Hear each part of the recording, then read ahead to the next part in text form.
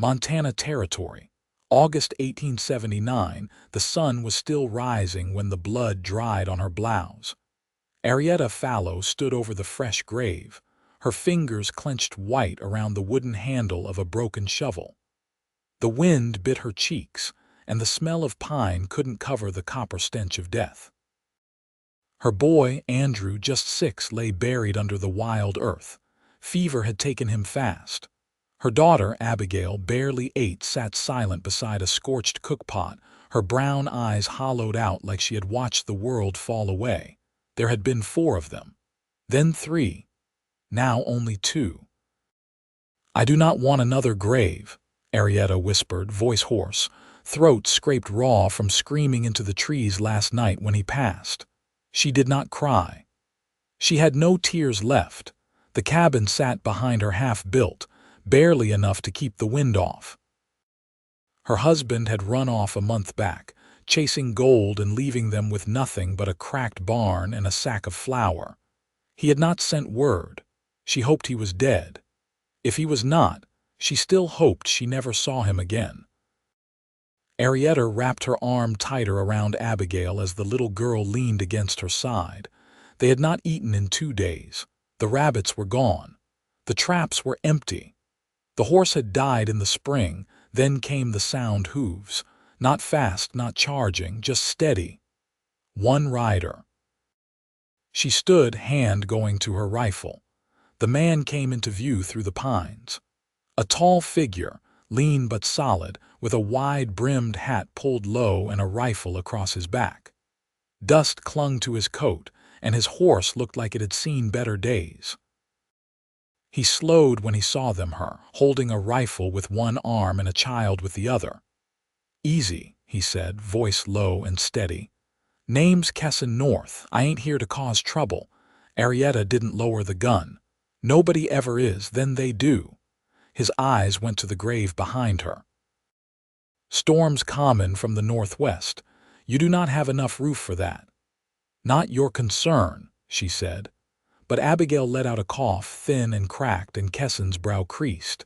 He dismounted, slow, like he was trying not to spook a deer. He reached into his saddlebag and pulled out a cloth-wrapped bundle. "Got jerky and dried apples. Can I set it down?" Arietta hesitated, then nodded once. He placed it near the fire pit and stepped back. "I heard there was a widow up here," he said, watching her carefully. "Did not know there was kids too, or was." She lowered the rifle slowly, her arms shaking. "His name was Andrew," she said, "and I do not want another grave." Kessan looked at her, then not just at her face, but through it. Like he saw every sleepless night, every splinter she pulled from her hands building that cabin, every breath she took next to a child she could not save. "Then let's plant life instead," he said quietly. Arietta frowned. "What?" He looked out over the land. "This soil's rich. You can grow something here. You and your girl, you do not need to bury another soul, just need help standing long enough to start." She stared at him. "Why would you help us?" "Because someone should have helped my mother and no one did," he said. Arietta looked down at Abigail. The girl's thin hand clung to her skirt. "We do not have money." "I do not want money," Kessan said, voice steady. "Just want to see something live." She did not trust him, not yet, but she felt something shift. Not hope, not exactly, but the ache in her chest eased just a little.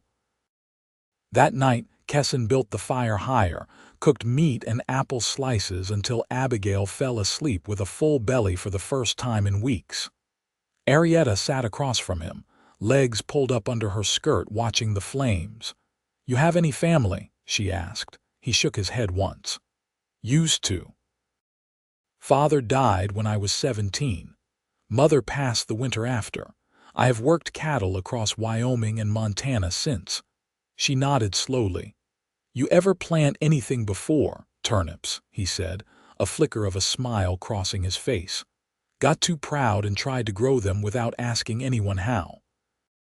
They came up looking like twisted bones." Arietta laughed, short and sharp, but real. Her hand came up to cover her mouth. It had been so long since she heard her own laughter. She met his eyes across the firelight. "You are not going to run off like the last man who promised to help, are you?" "I do not run," Kessan said. "Not from storms, not from graves, and not from women with rifles." She studied him for a long time. Then she nodded. By morning, he had already split wood, repaired part of the roof, and dug a shallow trench to guide rainwater away from the cabin. Abigail followed him around like a shadow, asking questions about horses and stars. He answered everyone like she was the most important person on the mountain. Arietta watched from the porch, arms crossed. Her heart felt strange. Not light but less heavy.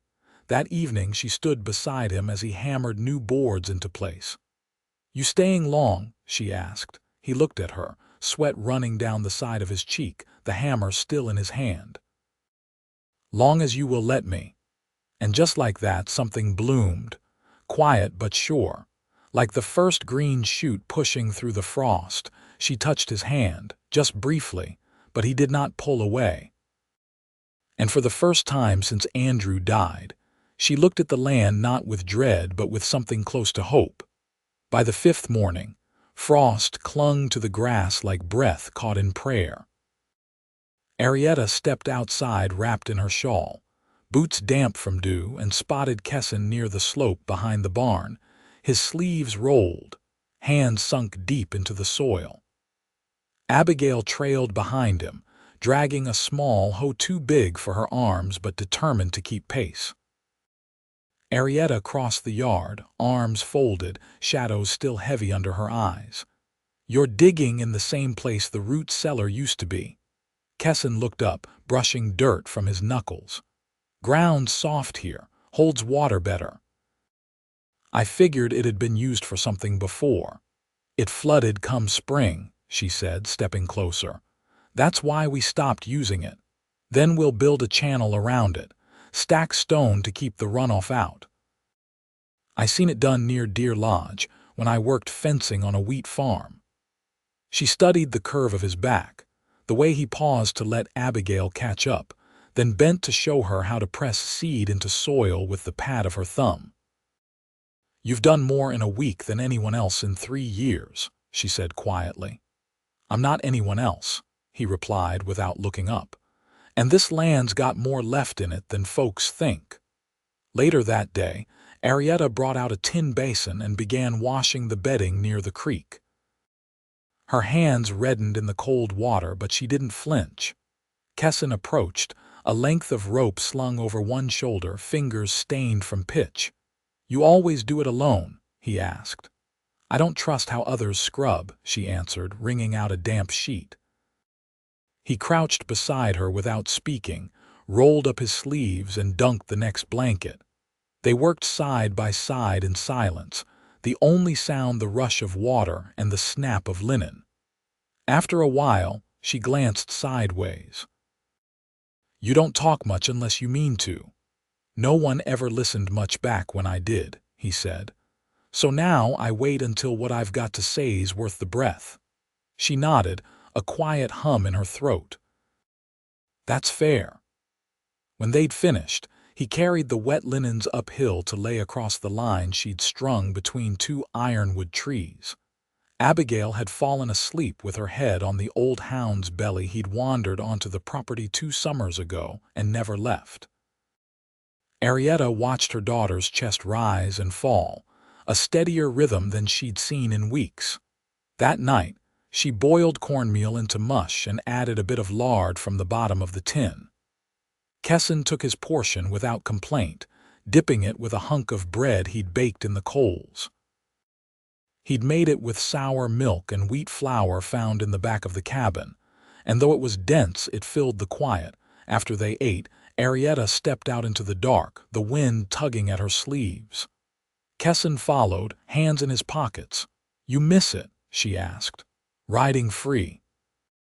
Sleeping under stars instead of rafters patched with pitch and bark." "I miss what I thought it'd be," he said. "Turns out I got tired of being nowhere." She leaned against the porch rail, wood rough beneath her palms. And now I want to build something that lasts longer than my boot prints." She turned her face toward him, moonlight catching the curve of her cheek. "You've only just arrived." He met her gaze. "Doesn't take long to know when you've landed somewhere right." Arietta didn't answer, but after a long moment she reached out and took his hand, just held it. Her fingers were cold. His were calloused and warm. Inside, the fire crackled low. Abigail stirred in her sleep but didn't wake. By morning, Kessan was already out near the creek, hauling smooth stones into a pile. Arietta brought him coffee in a dented tin cup, steam curling into the still air. He took it with a nod, their fingers brushing. "You reckon we can keep the water from pooling?" she asked. "We can," he said.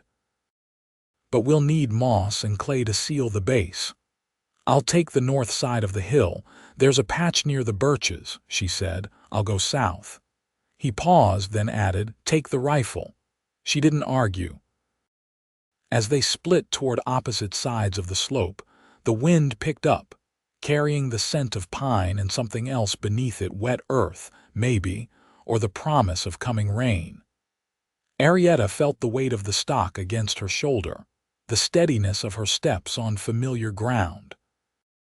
She had spent so long bracing for the next loss. She hadn't noticed her hands no longer trembled at the thought of staying.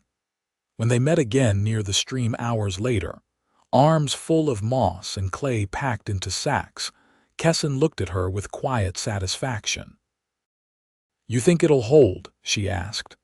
"I think we will," he said, and for the first time in years she believed it. The first rain came soft, like breath on skin. It fell through the pine boughs in a hush, touching the earth without stirring the silence.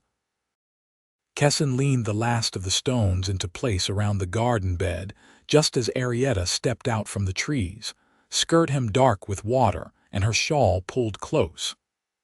Abigail trailed behind her, holding a small clutch of wild onions in her apron. "We'll need to dry these," Arietta said, offering the bundle to him. He took them carefully, nodding once. "You find them near the shale bend, just above it," she said. "Soil's too thin for planting, but it'll hold roots like these." "I'll mark it," he said. She glanced at the trench winding beside the garden, newly reinforced with the clay they'd hauled. "Water's draining clean. Won't wash anything out now," he said. Arietta stood quiet for a long moment, watching the rivulets run between the rows. Then she turned to look at him fully. "I've never seen a man work quiet without being angry." He met her gaze. "I don't need noise to know what matters." That night, after the fire had burned low and Abigail slept wrapped in quilts beside the hearth, Arietta sat on the porch rail with her knees drawn up and her hair damp from the rain. Kessan brought out a tin of tobacco and rolled a cigarette, the match flaring briefly in the dark. "You ever think of leaving?" she asked without looking at him. "I did," he said, exhaling slow. "Every time I stayed somewhere too long, I started walking. Thought distance was the only thing that kept me from drowning." She shifted, her voice low. "And now I think maybe I was just waiting to find a place worth standing still." Arietta pressed her hand against the porch post. "This place isn't much. It's yours," he said. "That makes it more than most." She breathed in deep, the air thick with damp pine and smoke. "I don't know what to do when something good stays." "Then I'll wait while you learn," he said. When she looked over, he didn't look away. The next morning, Abigail caught a fever. It came sudden, her forehead hot by breakfast and her breath shallow by sundown. Arietta never left her side, sponging her face with creek water, whispering stories half remembered from her mother's tongue.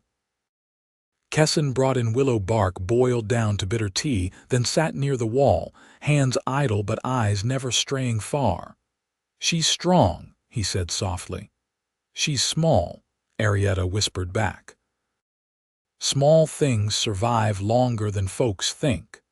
The fever broke 2 days later, just as the last of the clouds cleared.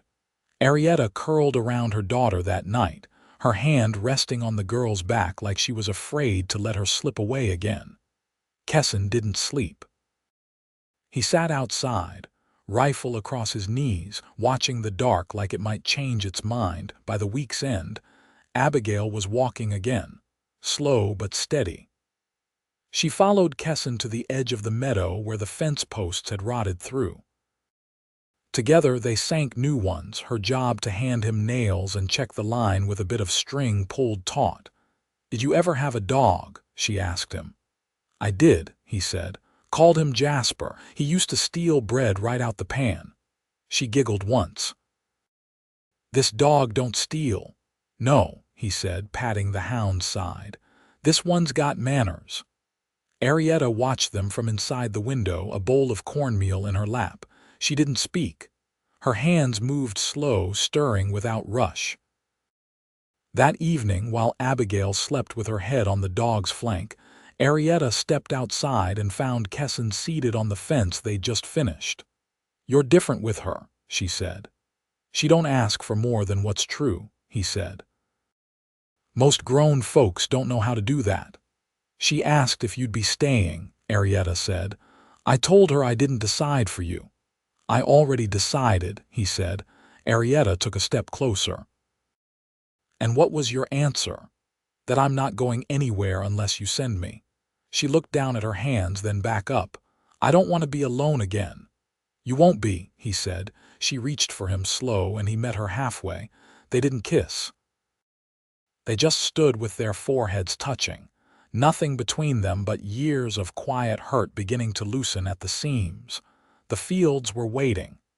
The cabin still leaned crooked. But something new had begun to root, not in the ground, but between two people who had once mistaken silence for shelter. And now, at last, they were building something else. By early September, the light thinned out faster in the evenings, brushing long shadows over the garden rows where green shoots pushed through the packed soil. Arietta had taken to walking the length of each furrow at dusk, her fingertips brushing over the tops of the sprouting leaves as if counting them by feel. Kessan kept near the far edge of the field, mending the leather trace on a broken harness they'd found in the barn loft. "You ever use a plow team?" Arietta asked, her voice even. "I've handled oxen," Kessan said, tightening the strap with a tug. "But I'd take a mule any day if I had the choice." "We don't have either." "No," he said. "But I saw a half-lame gelding grazing out near the old trail 2 nights back." "Might be someone's stray, might be wild. If I can get close enough, I'll see what he's made of." She nodded, then crouched to pinch off a discolored leaf. "You think about leaving again?" He set down the harness. "Not once." Arietta straightened and looked at him fully. "If the gelding's wild and you break him, that's a winter animal. You planning to be here when the snow comes?" "I'm planning on hauling wood before the first frost," he said. "Not the same thing." "No," he agreed, "but it's part of it." She didn't speak for a moment. Then quieter, "There's a corner of the cabin I never finished. The beams up top, the ones my husband halfway nailed, and they've shifted. If the wind turns hard, they'll come down. I'll fix them." "I didn't ask you to. I know." Arietta's jaw tightened, but not in anger, more like restraint. "My mother used to say autumn tells the truth about a place. If it holds through the cold, it was worth building." Kessan didn't respond right away. Then, "What if it's not the place being tested?" She looked down, brushing her hands on her apron. "Then I suppose we find out who we are." Inside, Abigail sat near the hearth, piecing together a rag doll from scraps of muslin and yarn. The mending needle was too large for her fingers, but she worked with a quiet tenacity that made Arietta stop in the doorway and watch her for a moment before speaking. "She say anything about the fever?" Kessan asked as he stepped in behind her. "She remembers dreaming of the creek," Arietta said. "Said the water kept singing." He nodded. "That's a good thing, I think, better than dreaming of fire." Later that evening, Arietta brought out a faded ledger book from a chest at the foot of her bed. She laid it on the table beside the lantern and flipped through brittle pages filled with seed notes, planting times, and household tallies written in her mother's hand. She was Choctaw, Arietta said, not looking up. Her people walked from Mississippi to Indian Territory before I was born. My father met her just after and brought her north. She never could stand the cold. Kessan sat without speaking.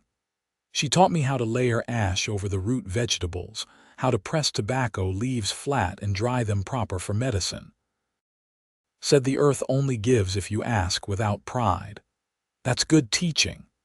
She died 2 winters after Andrew was born, never saw this land, said it would take more than strong backs to make it grow. Kessan leaned forward. You think we've got enough between us? Arietta closed the book. I think we don't know yet, but I'd rather fail trying honest than survive by pretending. That night, she didn't go to her bed. When Abigail had curled into sleep and the fire had settled into embers, Arietta stepped across the room without hesitation and sat beside Kessan where he lay near the hearth. You're not a stranger anymore, she said. He looked up at her, calm and sure. I never felt like one. She slid her hand into his, fingers lacing slow. I can't promise I know what comes next. I don't need a promise, he said. Just a place to be. She leaned forward then, pressing her lips to his, not rushed, not uncertain, but with the gentleness of someone who'd waited long enough to know when something was real. He pulled her close with care, his palms settling at her back as if she might vanish if he held too loose. Outside, the wind moved through the trees, steady but not harsh. The moon hung low, casting pale light onto the slope where the garden rows ran straight and true. Inside, 2 people sat together in the quiet, not finished but full. And for the first time in years, there was nothing between them but the warmth they chose to share. By late September, the ground had begun to harden beneath their boots. A skin of frost painted the tips of the garden rows each morning, and Arietta took to wrapping a shawl around Abigail before dawn, even inside the cabin. The girl had taken up drawing with charcoal on scraps of bark, mostly animals, some trees, and pinned them to the walls with pine splinters. Kessan had built a small desk for her out of salvaged barn wood, measuring each board twice before cutting, then smoothing the edges with a river stone. Arietta watched him from the doorway as he worked. She leaned against the frame, the worn hem of her dress brushing the floorboards. You measure like someone who's built coffins, she said. I did once, he replied, not looking up. For a child I never met, the father couldn't steady his hands. She stepped closer. You always carry that, only when the days get short. Arietta knelt beside him, running her fingers over the edge he'd just sanded. Then let's make things that carry life instead. He set the plane aside. That's what this is. Later that week, Kessan returned from a 2-day trip to the edge of town with a mule tied by rope behind him, thin-hipped, one ear torn but steady. He traded his father's old knife and a patchwork saddle blanket for it. I didn't ask you to give up anything, Arietta said, brushing burrs from the animal's mane. You didn't have to, he said. You've already given more than I ever had. That evening they stood outside the barn, watching dusk settle over the slope. The mule had taken to following Abigail like a second shadow, nosing at her pockets for parched corn. You ever think on what comes next? Arietta asked, her voice nearly lost in the wind. I do, Kessan answered, but not in fear. She turned toward him. I think I'd like to marry you. He blinked once, then met her eyes. You sure you don't want a ring, a preacher, a paper from the courthouse? I want a man who knows the land better than he knows how to lie. I want someone who doesn't flinch when things go quiet. I want you. He stepped forward, resting his hand on her cheek. Then I'll build a life around that. They married under the ironwood trees 3 days later, No guests, no vows read aloud. Just Abigail holding a bunch of thistle and goldenrod and the creek murmuring behind them. Kessan placed a strip of braided horsehair around Arietta's wrist, tied with a loop of dried flax. She touched it like it was spun gold. That night, they shared the bed for the first time not as two people holding grief, but as two who had chosen one another fully. His hand rested on her hip, hers along his spine, and they breathed in rhythm until sleep came. By the first snowfall, the garden was turned and covered. The root cellar, reinforced and sealed, held enough to carry them through until spring. Kessan had trapped and salted meat, and Arietta had dried apples and onions into strings that hung from the rafters. Abigail counted each jar and sack without being asked. Kessan built a rocker from ash wood for Arietta, where she sat by the fire in the evenings with her needlework. Abigail laid at her feet, the dog curled behind her knees. Kessan took to reading aloud from old almanacs and journals left behind by the trapper who'd once lived upriver. They weren't stories, but they held weather patterns and planting tips, and Arietta listened like they were poetry. She found comfort in knowing the wind came from the same place each year. One morning, as snow drifted in lazy spirals across the yard, Abigail tugged at Kessan's coat sleeve. "You think Mama's happier now?" He crouched beside her. "I think she breathes easier. Do you?" He looked toward the cabin where Arietta stood in the window, her profile lit by firelight. Every day. Spring came slow but certain. The mule pulled the plow in straight lines, and Abigail dropped seeds into the furrows with practiced fingers. Kessan and Arietta worked side by side, sleeves rolled, arms sunburnt. He sang under his breath, sometimes quiet, tuneless things, and she didn't ask what they meant. She just listened. On the day the first shoots broke the soil, Arietta brought out the ledger book. She opened a fresh page and wrote in her own hand. "Turned earth, 2 hands, 1 heart." She didn't say it aloud, but Kessan saw it and kissed her temple as he passed. That evening they sat on the porch with mugs of weak chicory. Abigail dozed on Arietta's lap, her legs too long now to fit without folding. "You think we'll stay here forever?" Arietta asked. "We've already started," Kessan said. "Anything that comes next is just more of the same right." The sun dipped low behind the ridge. The mule nickered once from the barn. The wind was warm, and for the first time in years there was nothing left undone. They had found one another in the ashes of what had been. And now they were growing something that would last.